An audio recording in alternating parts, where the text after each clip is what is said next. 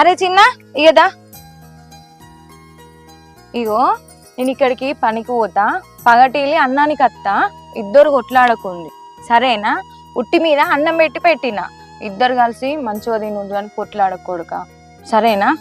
అన్నను ఏమనకు, ఇద్దరు కలిసి మంచిగా ఇక్కడ ఆడుకోండి సరేనా? తమ్ముళ్ళు ఇంకా లేవలేదు, లేచినాక చాయ్ తాగుండ్రి సరేనా?